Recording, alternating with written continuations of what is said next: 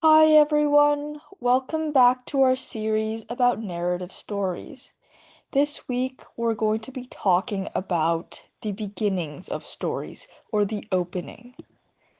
So first we're going to talk about the beginning of a story and what it's for.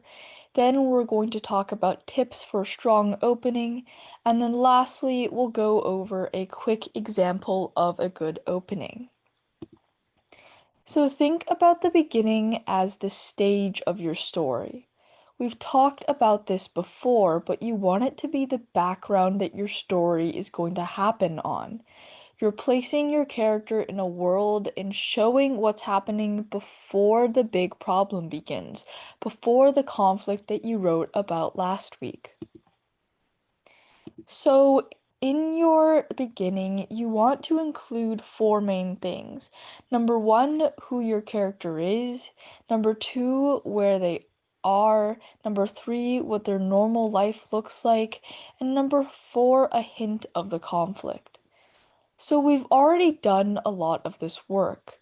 In our second and third weeks, we built our character profile and we talked about the setting. And last week, we talked about the conflict. And so you already know what your conflict is going to be. The trick with the opening is that you want to make sure you are only hinting at it, but not explaining it or getting too much into it just yet. So here are some tips for strong opening. So you want to start with a feeling or action. You don't want it to be something like once upon a time or my name is. Those are good for other types of stories or introductions, but not for a narrative story. Instead, we want to use descriptive language, and we've already talked a lot about this. This could be colors or sounds or moods, anything to set the scene in a descriptive way that pulls the reader into your world. We also want to make sure that we're keeping it simple.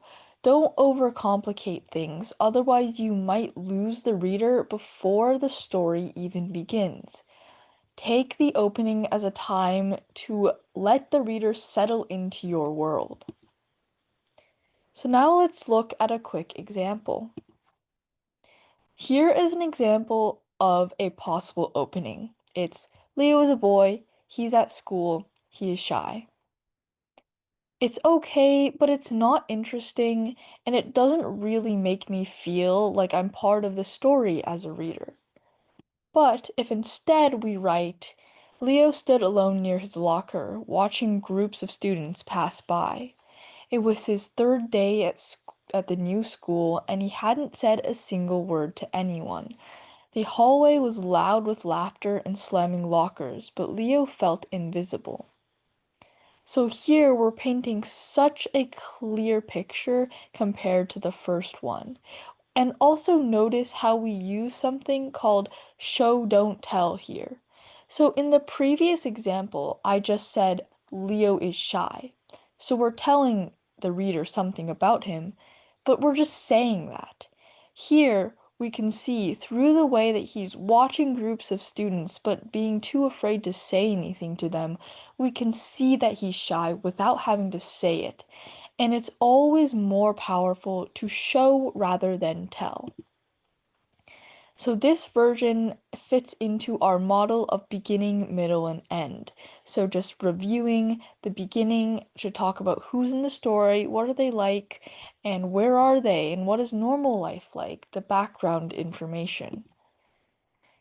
So this version of the story, the strong opening, gives us a good picture, uses sound and feeling, and hints at the conflict, which in Leo's case is that he's lonely, but it doesn't go really deep into it just yet. So thank you all for listening. Try starting to write the beginning of your story. The details are on Google Classroom on the assignment called The Beginning. I look forward to reading you guys' work. Thank you.